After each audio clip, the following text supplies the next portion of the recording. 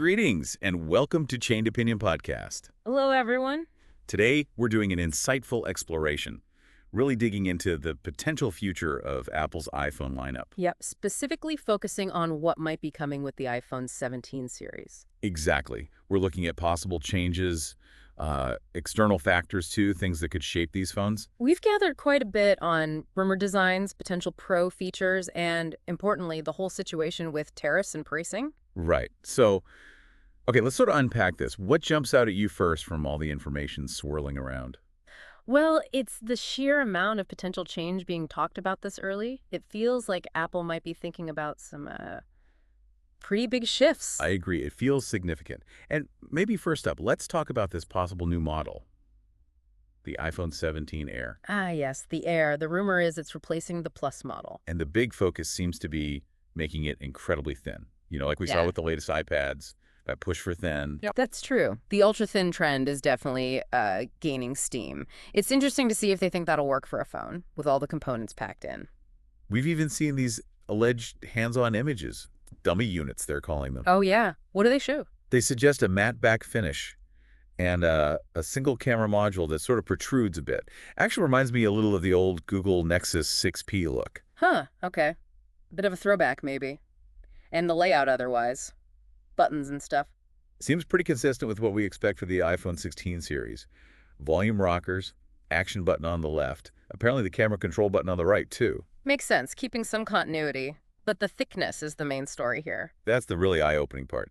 This dummy unit reportedly measured just 5.44 millimeters. Wow, 5.44 millimeters. That is incredibly thin for a smartphone. If that holds true, yeah, it could be the thinnest iPhone ever, just a tiny bit thicker than the M4 iPad Pro, which is, what, 5.1 millimeter? Crazy thin. But when you go that thin with a phone, there have to be trade-offs, right? Almost certainly. You can't just shrink everything without some impact. What are the rumors suggesting on that front? Compromises.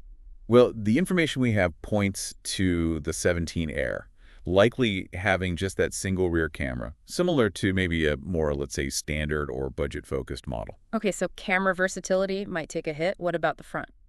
Interestingly, the front camera is actually tipped for an upgrade.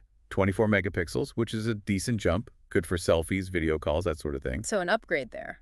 But the notch, or island. Seems like the pill-shaped dynamic island is expected to stick around on this model. No under-display magic just yet, apparently. Right. So for the listener, what's the bottom line here? Thinness comes at a price. It looks that way. The sources indicate that such a slim design probably means, compromises in the camera optics, complexity, and likely the battery capacity, too. It's a balancing act. It really forces you to think about priorities, doesn't it? Do you want the absolute thinnest device, or do you need maximum camera power and battery life? That's the key question for anyone considering this potential Air model. What do you value most? Definitely. And under the hood, what's powering this potentially super slim phone? The talk is either the A18 or maybe even the A19 chip, plus 8 GB of RAM. Seems reasonable. Yeah. And there's also chatter about Apple's own modem. Yeah, the new in-house C1 modem might debut here too. Could be a test bed, maybe. Price-wise, where's it expected to land? Around the $900 mark is the figure being thrown around, similar to the Plus model it's supposedly replacing. So slotting in between the regular iPhone 17 and the Pro models makes sense positioning-wise. And launch would be presumably September with the rest of the lineup? That's the anticipation, yeah. So thinking strategically, what does introducing an Air tell us about Apple's thinking? It could really signal Apple wanting to slice the market even finer, appealing specifically to people who just want that super light, elegant design, maybe above everything else. Interesting. Okay, let's shift gears then. What about the power users, the Pro models, iPhone 17 Pro and Pro Max? Right, lots of buzz there too. And one of the first things is a potential change in materials again. Oh, what are we hearing? There's a rumor, and it's just a rumor for now, about going back to an aluminum frame. Aluminum. After using titanium in the 15 Pro and expected for the 16 Pro? That is interesting. Yeah, moving away from titanium. And the back might be some kind of part aluminum, part glass design. Huh. Part aluminum, part glass. Trying to picture that. What are the potential implications of going back to aluminum? Well, for you listening, it could mean a lighter phone than the titanium ones, potentially. Okay, weight is one factor. Cost, maybe. Could be manufacturing costs are different, yeah. Whether that saving gets passed on, well, that's always the question, isn't it? True. And this hybrid back design. Huh? Any ideas wireless charging related, Hmm. aesthetics, Could be either or both. Maybe affects antenna performance. Hard to say yet. It's definitely a curious design note. and the camera bump. Still prominent. Looks like it. Expected to stay pretty large, rectangular with rounded corners. And that familiar triangular lens layout within the bump seems set to continue. Okay, so the core camera identity remains.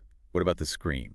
Any upgrades there? Yes, talk of a new anti-reflective coating. This could be a nice practical upgrade. How so? Better visibility in bright sunlight, potentially. And maybe, just maybe, increased scratch resistance, too. Ooh, better scratch resistance is always high on the wish list for many users. I know I'd appreciate that. Definitely a welcome improvement if it pans out. Better viewing, more durable, good combo. Now, here's a slight twist. While the Air is aiming for thin, the info suggests the 17 Pro Max might actually get a little thicker. Thicker. Why is that? The thinking is to fit a larger battery. Ah, okay. So prioritizing battery life on the biggest Pro model, even if it means adding a fraction of a millimeter. Exactly. It's kind of a clear contrast within the same lineup, isn't it?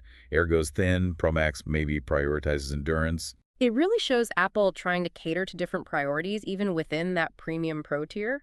Some want sleekness, others want max power and battery. Makes sense. Okay, let's talk silicon. What's powering these Pro beasts? We're expecting the A19 Pro chip, and significantly, it's rumored to be built on TSMC's third-gen 3-nanometer process. Right, 3nm. What does that actually mean for performance and efficiency? Well, generally a smaller process like 3nm lets you pack more transistors onto the chip, so that usually translates to better performance and better power efficiency. So faster apps, smoother multitasking, potentially longer battery life from the chip itself. Got it. That's the goal. And this might apply across the board. There's a strong rumor about an Apple-designed Wi-Fi 7 chip in all iPhone 17 models. Wi-Fi 7 for everyone. That would be a pretty significant connectivity upgrade. Faster speeds, lower latency. Yeah, an in-house chip could also mean tighter integration, maybe better power management when you're connected to Wi-Fi. Good point. Okay, cameras. We mentioned the front camera upgrade to 24 MP, possibly across all models. What about the rear cameras on the Pros? Big news potentially for the telephoto lens. The rumor is a jump to 48 megapixels. 48 megapixels for the telephoto. Wow, that's a huge leap from the current 12 megapixels. Well, massive. It could mean much higher resolution zoomed photos, more detail, maybe better low light zoom too. Opens up possibilities. And any other new camera tricks rumored for the Pros? There's speculation about simultaneous video recording, using the front and rear cameras at the same time. Ooh, okay. Like picture-in-picture video, maybe? Or separate files? Content creators would love that. Exactly, capturing reactions and the scene simultaneously. And with those higher-res rear cameras, 8K video recording is also being floated as a possibility. 8K video. Pushing the boundaries again. You'd need an 8K display to really appreciate it, but still impressive capability. Definitely positions the Pro models even more strongly as high-end video tools. Now, to handle all this power, the new chip, potentially 8K video, maybe AI features, what about RAM? Both Pro models are rumored to get a bump to 12 GBs of RAM. 12 GB. That should help keep things running smoothly, especially with heavy multitasking or those anticipated Apple Intelligence features. Yeah, more RAM is generally better for handling demanding tasks and keeping more apps active in the background. And one last internal detail. Heat management. These chips get powerful. They generate heat. Any changes there? Rumors suggest internal design changes across all models to improve heat dissipation. And specifically for the Pro models, maybe a vapor chamber cooling system. A vapor chamber. How does that work, simply put? Think of it like a more advanced heat pipe. It uses a liquid that vaporizes to absorb heat from the chip, then moves the vapor to a cooler area where it condenses back to liquid, releasing the heat. It's just a more efficient way to spread and get rid of heat. Okay, so potentially better sustained performance during gaming or heavy video work. Less throttling. That would be the goal, yes. Keep the phone running at peak speed for longer without overheating. All right, so lots of potential hardware changes. But there's this other big factor looming. Tariffs. This caused quite a stir recently. Oh, yeah. That was looking potentially scary for prices. The initial talk was tariffs on goods from China could hit, what, 145%? A staggering figure. Right. And since most iPhones are made in China, everyone understandably worried about massive price hikes for consumers. Absolutely. A tariff that high would have drastically inflated the cost of iPhones and many other electronics. Oh, there's been a pretty crucial update on that, right? Yes, thankfully. U.S. Customs and Border Patrol, they made a decision to exclude certain goods from those reciprocal tariffs. And the key takeaway for us today. Smartphones are on that exclusion list. Phew. Okay, so what does that mean, practically speaking, for the iPhone 17's price in the U.S.? It means essentially that if this policy stays in place, the iPhone 17 shouldn't face extra price increases specifically because of those particular China tariffs. That's a big relief for potential buyers. Why do experts think this exclusion happened? Well, the thinking is it reflects a recognition of the potential damage high tariffs would do. Damage to American consumers paying more, damage to the big U.S. tech companies, the whole tech sector, really. Because these companies still rely heavily on China's manufacturing ecosystem, right? Hugely. Especially for something as complex and high volume as an iPhone, moving all that production quickly is, wow, incredibly difficult and expensive. Logistically, it's a nightmare. The scale is just immense. You can't just flip a switch and build iPhone somewhere else overnight. Exactly. Building comparable capacity elsewhere takes years and massive investment. And weren't there also some paused tariffs related to India, where Apple is doing more assembly now? That's right. There was a potential 27% tariff mentioned for goods from India, where about 14% of iPhones are now assembled. Those are on hold, but it just shows how complex global trade is. Different regions, different rules. It highlights Apple's efforts to diversify, putting assembly in places like India, but also shows that those places aren't immune to trade disputes either. Precisely. Diversification helps mitigate risk, but it doesn't eliminate it entirely. Now, even if tariffs were to somehow impact the base cost, could carriers step in to cushion the blow for consumers? They often try to.